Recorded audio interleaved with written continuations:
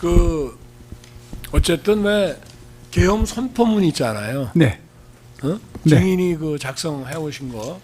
그 계엄 선포문이라는 거는 작성한 이유가 국무회의에 올리려고 만드신 거잖아요. 그렇습니다. 그렇죠? 네. 그리고 그 국무회의라는 거는 아무리 뭐 비상 긴급의 보안성 이런 게 필요하다 하더라도 정족수는 갖춰야 그걸 국무회의라고 하지 않겠습니까? 예, 어? 그렇습니다. 그리고 총리 얘기는 그건 말도 안 되는 얘기고, 그러고 이제 사실은 우리가 계엄 얘기할 때부터 우리 관저에서 이 계엄이 여소야대가 심하고 또 야당이 이렇게 기세가 등등하니 이 계엄 이게 오래 갈 수 있냐, 상식적으로도 그런 게 충분히 생각될 수 있는 거 아니에요? 네. 그죠? 네. 근데 총리하고 국무위원들이 와가지고 얘기를 하는데 사실은 좀 최소한의 정무 감각이라도 갖추고 있는 사람들이었으면 오히려 대통령한테 무슨 외교 관계가 어쩌니 민생이 어쩌니 얘기할 게 아니라 증인 옆에 있었잖아요. 네. 아니 대통령님 이거 계엄 선포해 봐야 이거 하루 이틀이면 저 사람들이 달려 들어가고 이거 계엄 해제할 텐데 그러면 대통령님만 이게 그야말로 좀 우세 떠는 게 되고 좀 책비스러울 수 있고 오히려 야당한테 막 역공당할 수 있지 않겠습니까? 이런 얘기를 사실은 좀 나도 기대하고 그럴 수 있는 상황인데 그런 얘기하는 사람 하나도 없단 말이에요. 네, 그렇습니다. 네. 증인은 나하고 그런 얘기를 했잖아요. 네네. 관저에서. 네. 근데 그 옆에 총리나 장관들 그런 얘기를 안 꺼내는 거 보고 좀 답답해하지 않았어요? 네. 아무도 그런 얘기 없었습니다. 네. 근데 이제 이게 오래 가지는 않는다는 얘기는 내가 분명히 그 자리에서 했어요. 네. 왜냐하면 여러 가지 걱정들이 많아서. 근데 증인은 그 얘기는 못 들으셨다는 것이고, 이게 이제 국무위원들을 연락한 걸 보면은 총리, 외교, 국방, 통일, 행안, 법무, 거기다가 이제 대통령까지 하면 7명이에요. 그러고 이제 연락한 사람들이 누구냐면 경제, 산자, 국토교통, 농수산, 중소벤처, 복지, 이렇게 해서 13명에게 연락을 합니다. 그런데 국토교통하고 산자는 조금 늦게 도착을 하는 바람에 기다리다가 그냥 담화문 발표하러 내가 내려갔고, 그럼 여기 보세요. 이제 총리, 외교, 국방, 통일, 행안, 법무는 이거 뭐야? 이거는 국무위원 중에 계엄과 관련된 필수 인원이잖아요. 네. 사실은 비서실장, 안보실장, 국정원장도 배석시키려고 했는데 어디 밑에 따로 가 있는데 대국민 담화를 해야 되니까 그냥 와 있는 국무위원들하고만 회의를 하고 내가 내려갔는데 네. 여기 경제, 국토교통, 산자, 농수산, 중소벤처, 복지라는 거는 경제, 민생하고 관계 있는 장관들이잖아요. 네. 근데 계엄이라는 게 아무리 짧게 가고 어쩌고 하더라도 이 계엄이라는 것 자체가 국민들의 어떤 생활에 어떤 영향을 줄 수도 있지 않겠습니까? 그러니까 이 사람들을 생각을 했던 것 같아. 딱 보면 공통점이 있잖아요. 경제, 국토교통, 산자, 농수산, 중소, 산자 밑에 중소 있으니까, 그리고 복지. 근데 이제 여기다 연락한 사람들이 빨리 못 온다 그러면 이제 또 다른 데로 확대를 했겠는데 이 사람들이 오겠다 하니까 이제 한 건데, 그날 말이에요. 총리나 외교부 장관이, 총리가 특히 계속 마이크 조금만 더 가까이서 하시죠. 차라리 이거 국회 민주당에서 가만히 있겠습니까? 이거 금방 해제될 텐데 이런 거 못하러 합니까? 이렇게 얘기를 한 것도 아니고 경제에 어떻고 민생에 어떻고 이런 소리를 계속 하기 때문에 내가 그 말상대하고 대꾸해 주느냐고 나머지 이 6명에 대한 전화 연락을 조금 연락하는 게 시간이 조금 지체된 건 맞지 않아요? 예, 그렇습니다. 그죠? 예. 원래는 그냥 조금 얘기 듣고는 바로 이 명단을 줘가지고 전화를 하게 해야 되는데 네. 그 사람들하고 뭐 외교부 장관 또 뭐라 하고 하니까 내가 설득하고 말상대한다 하다가 이 사람들에 대한 연락이 조금 늦어지면서 이 총리하고 여기 도착한 거는 8시 반에서 40분 사이에 다 왔어요. 네. 그 기억나죠? 네, 그렇습니다. 9시 다 돼서 온 게 아니라 8시 반에서 40분 사이에 다 왔다고. 그리고 여기도 연락하면은 1시간이면 다 올 사람들인데 자꾸 이제 뭐 반대를 하고 나는 설득하고 이제 이 사람들한테는 어떻게 보면 내가 좀 발목이 잡혔다고나 할까? 그래서 여기 이제 소위 민생 경제 관련된 그 국무위원들, 이 장관들한테 연락하라고 내가 쪽지 주는 게 좀 늦었던 것 같아. 근데 이 연락한 사람들이 내가 왜 문화분을 안 했냐 뭐 이러는데 이게 다 저 경제 민생 관련된 장관들이니까 내가 아마 머릿속으로는 계엄 관련된 어떤 안보와 이런 거에 관한 어떤 필수 저 국무위원에다가 그 다음에 경제나 민생과 관련된 국무위원 이렇게 이제 생각을 하고 명단을 가지고 있었던 것 같은데 증인은 혹시 그런 거 나하고 논의할 때 이런 얘기 들은 기억 없어요?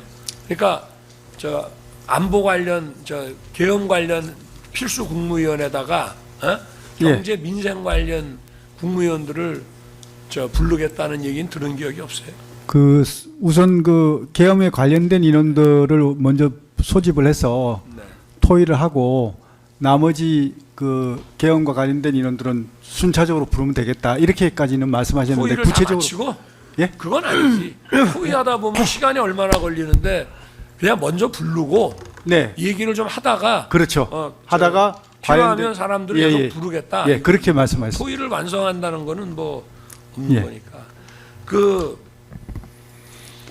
내가 뭐 박한수 계엄사령관한테 경찰에다가 포고령 나온 거 저 이제 하달이 됐으면 경찰도 주라고 얘기한 걸 가지고 뭐 국회 출입문 통제 얘기를 자꾸 이제 만들어내서 하는데 포고령은 당연히 경찰에 줘야 되는 거죠. 예.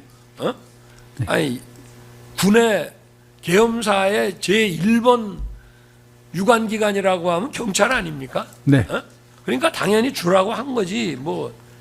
그리고 국회 게이트는 증인이나 나나 이 국회 게이트를 뭐 차단한다 닫는다 하는 거는 생각을 해본 적이 없죠. 예, 그렇습니다. 우리가 그냥 공무원 생활하면서 국회 가면 야간에는 경정문 그 저 의원회관 앞쪽에는 경정문 앞에 횡단보도 있는데 한두 개 열어놓고 그러고 자동차는 이 정문 통해서 이렇게 출입하고 그냥 그런 정도로 알고 있으면서 보행자는 저 경정문하고 옆에 있는 문으로 그냥 걸어 다닐 거로 생각을 했지. 국회 문을 닫았다 열었다 닫는다 이런 생각을 해본 적이 없죠. 이 예. 게이트를 가지고. 그렇습니다. 그리고 그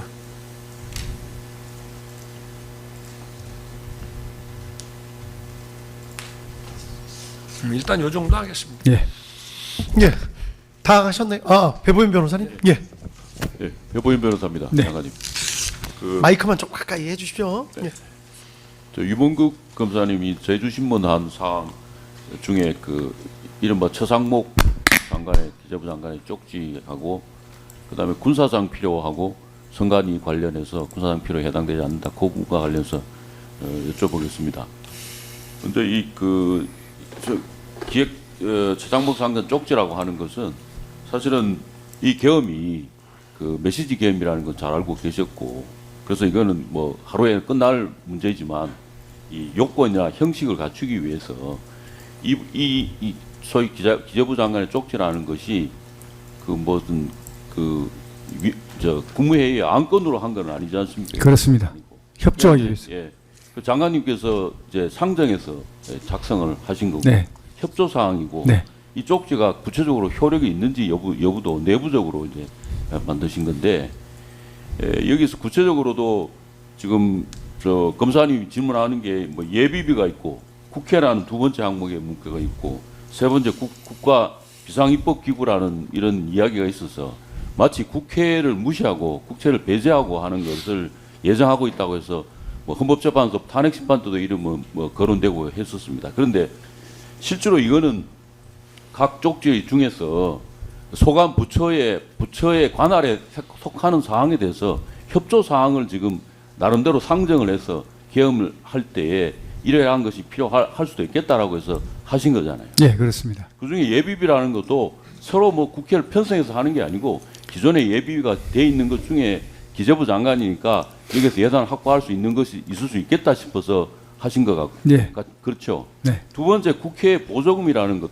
보조금이나 지원금, 보조금 지원금이고 윤 대통령 정부에서도 잘 아시는 것처럼 감사원에서 보조금이 단체 시민단체 보조금이 지금 제대로 지출되지 않고 목적 위에 예. 사용되고 다 남용되고 이래서 맞습니다. 감사가 대대적으로 감사가 일어나고 또 수사도 하고 처벌도 되지 네. 않았습니까?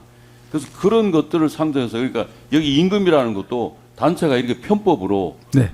그 이것을 활용해서 그렇습니다. 임금을 하기 때문에 이제 이걸 상정하신 것 같고 그다음에 이거 기재부 보조금에 대해서는 그 기준이라든지 지출 기준이라든지 이런 것이 그 기재부 지침으로 나가지 않습니까? 네. 그래서 이걸 상정해서 하신 것 같고 네. 그렇다면 이제 소관 부처이고 마지막으로 국가 이 비상입법 기구라는 것은 대통령께서 항상 이야기하시는 것처럼 의회에다가 그 경제 활성화 법안이나 민생 법안 또는 실제 생활 밀착성을 법안을 아무리 상정해도 하나도 이행하지 않아서 그것을 이제 생각을 해서 상정해서 그 구체적으로 뭐 비상입법 개정 경령이나 이런 특별히 이걸 상정해서 한다는 게 아니고 무슨 방법이 있을 것이냐를 기재부가 재정부 관련이니까 그걸 검토하는 기구를 필요하면은 그것을 한번 상정해서 지금 정해 그 기재하신 거지 않습니까? 네. 그렇죠. 그렇다면 이것은 구체적으로 무슨 뭐 의회를 배제하고 있는 것이 아니고 그야말로 상정해서 형식적인 갖춰서 협조 사항으로 하신 거가 맞죠? 네, 맞습니다. 그 이어서 내가 한 개만 물어볼게요. 계속 이어서 피고인이 이 비상입법기구 그 예산 있잖아요. 네. 이걸 뭐 무슨 뭐 국회를 해산한다는 등 뭐 옛날에 신군부가 1980년도에 국회 해산하고 만든 뭐 국보위 뭐 이런 얘기를 막 하는데 만약에 그렇다 그러면은 이런 식의 계엄도 하지 않았겠거니와 그죠? 네. 군대가 일단은 뭐 수만 명이 투입이 돼가지고 전국을 그야말로 장갑차로 딱 80년도에 그랬잖아요. 네. 우리 학교 다니던 시절에 장갑차가 그냥 대학교 정문마다가 다 깔리고 시내에 공수부대가 그냥 저 위협적으로 있으면서 지나가는 학생들 붙잡아서 머리도 막 깎아버리고 밀고 하지 않았습니까? 그런 상황에서나 가능한 얘기인데 만약에 그런 걸 한다고 하더라도 비상입법기구 무슨 예산 그 돈 문제 가지고 기재부 장관한테 그런 걸 보낼 상황은 아니죠. 네. 아니 국보위를 만든다 그러면 국보위를 만드는 정무 계획부터 만들어 놓는 거지 그런 거 없이 그저 돈 몇 푼 그게 뭐 대수라고 안 그렇습니까? 예, 그렇습니다. 그러고 이게 이제 증인이 그 헌재에서부터 얘기한 그 뭐라고 저 긴급 재정경제 명령 이걸 용어를 정확히 몰랐는데 긴급 재정경제 명령을 생각한 거다라고 했더니 뭐 국회를 소집할 시간이 없을 때나 하는 거지 그건 아니지 않느냐. 그런데 국회를 소집할 시간이 없다는 거는 법안을 던졌는데 통과를 안 해주거나 시간이 많이 걸리면 국회를 소집할 시간이 없는 거예요. 예, 마이크 좀 조금만 가까이 좀 해주실까요? 김영삼 대통령이 93년에 그 집권 초기에 여름인가 금융실명제 긴급 재정경제 명령을 하잖아요. 그게 국회를 소집할 시간이 없어서 한 건 아니잖아요. 그죠? 보완이 필요하고 또 이런 법을 만약에 만들어서 올린다 그러면 시간도 많이 걸리고 그 사이에 보면은 은행 계좌에서 돈 다 빼내고 뭐 이러면 안 되니까 그래서 이거는 사실 별 의미가 없는 조건 아닙니까? 뭐 그런 것까지는 아셨나 모르겠지만 어쨌든 그리고 이 예비비라는 것도 예비비라는 거는 이제 포괄적으로 크게 이걸 정해서 국회 이제 승인을 받는 거지만 그 안에서 얼마든지 국무회의나 또는 각 부처의 재량으로 예비비를 얼마든지 쓸 수 있는 거 아니에요, 그죠? 네. 국무회의 들어와 보셨지만 국무회의 하다 보면은 그 예비비 지출에 관해서 국무회의의 의결을 거치는 것들이 많잖아요. 네. 국회에서 받아가지고 그 안에서 또 세부적으로 쓰는 게 많잖아요. 그죠? 이거는 뭐 잘못 알고 있는 것 같고. 그 다음에 아까 계엄이 무슨 군사상 필요에 의해서만 가능하고 뭐 군도 군사상 필요가 있어야만 동원이 된다.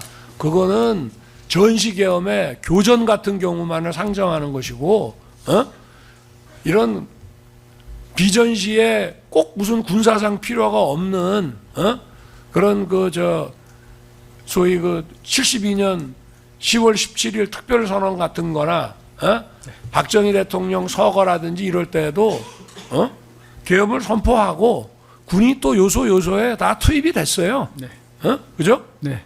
그거는 그야말로 행정사법의 정상적 기능 수행이 곤란해지는 상황이 되면 비상계엄을 하는 거고 비상계엄을 하게 되면 그 선포권자의 판단에 따라서 군인을 투입할 건지 경찰을 투입할 건지 결정해서 하는 거 아닙니까? 네. 이 정도 하겠습니다. 예. 네, 이어서 아까 다 안 끝나셨다고 했어요. 예.